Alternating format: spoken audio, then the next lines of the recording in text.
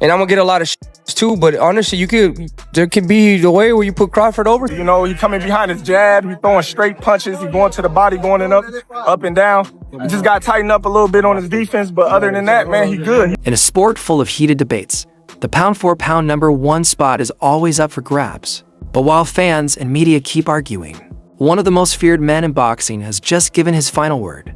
David the Mexican Monster, Benavidez, has broken his silence on Terence "Bud" Crawford, and this time, it's not a call-out. Is he on the Mount Rushmore of boxers? Yeah. Yes. Fuck yeah. Yeah? 3-time undisputed. He just beat Canelo. Yeah. The face of boxing. So now you can say Bud is the face of boxing. Greatest of all time, or? Greatest of all time. Yeah.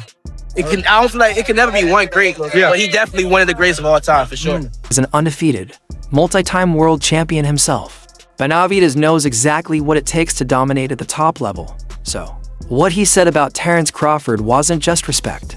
It was a crowning moment in a sport built on ego and trash talk.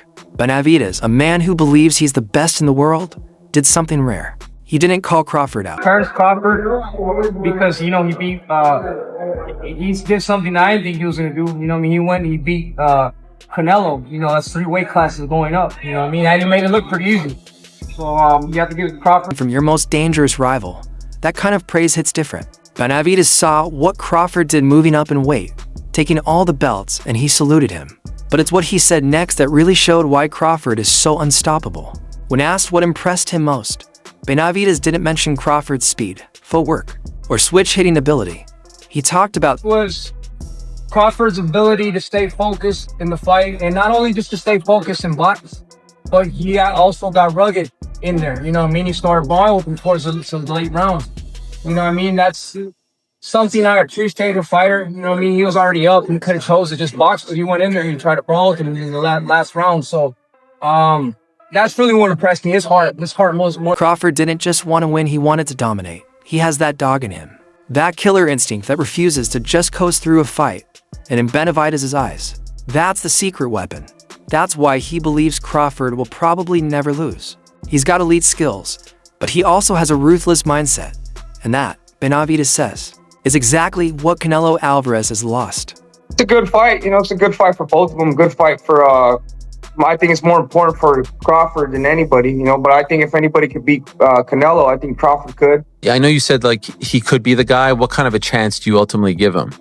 I think give him a 7 out of a 10. Oh, wow, that high. I thought you were going to say 25 just because of the size. Good. Crawford is good, and I think he's been known that he's going to fight Canelo for a long time. And Crawford, he likes to pick up the weights, so I'm sure he's been working on the weights for a long time. So, Crawford, when he has with a person that has a big IQ like that, if you do enough weights, and you stay working for a long time, you have a puncher's chance. Came with a sting because Benavidez used it to tear into Canelo.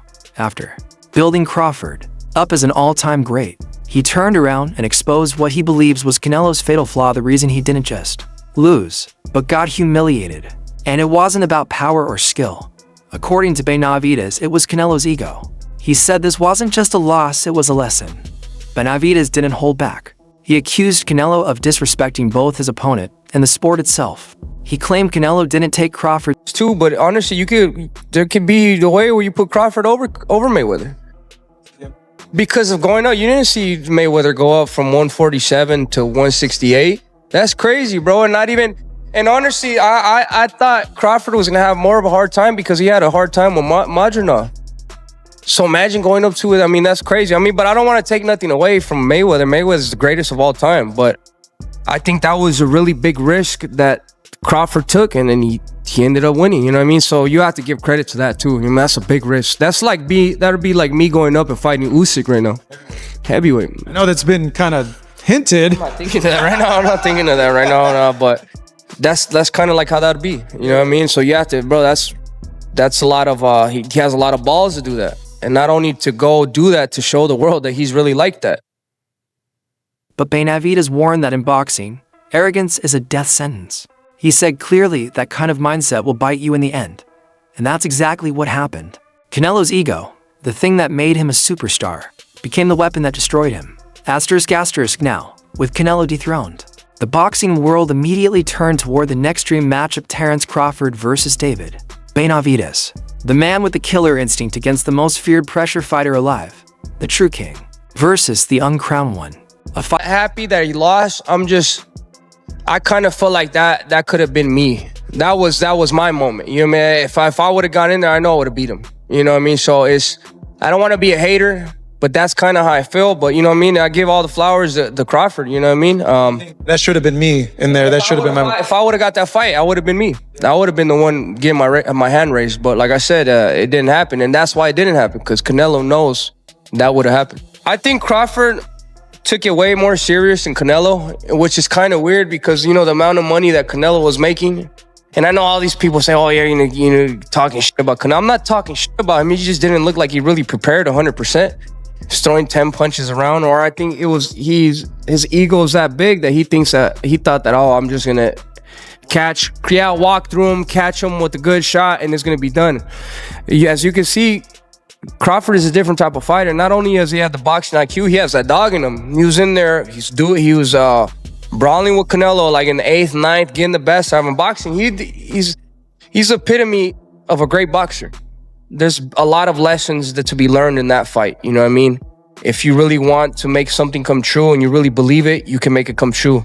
And then the other lesson is, don't let your ego get the best out of you, and don't think that you don't have to prepare because you're a bigger fighter. You know what I mean? That shit will bite you in the ass. Benavidez revealed he has zero interest in fighting Terence Crawford. His reason was as shocking as the refusal itself. He said, "I'm done with 168. The Mexican monster is officially moving up, leaving the super..." See it? Is that a possibility? Honestly, bro, my plan is after this fight, I want to go down to 154. No.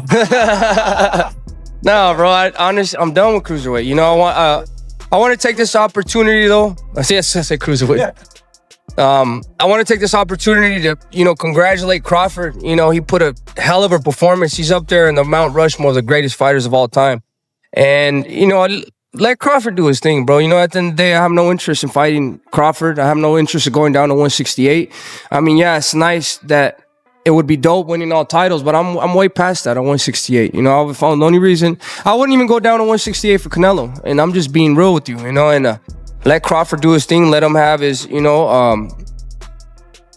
him, I want to give his flowers, man, because he's a great fighter, man. When there's no other fighters coming up from 147 to beat a type of fighter like Canelo at 168, you know, when Crawford, you know, he's one of the greatest of all time. So, you know, I have no interest in going down to 168. I'm not saying that I'm scared of Crawford or whatever, you know, but Crawford's a man at 168. That's his. Looking for the opportunity to fight. We've been in talks fighting Surdo Ramirez for his belts at cruiserweight. So we're already in talks of that, you know. And then that's definitely a fight that has to happen because I used to spar him when I was 18 years old.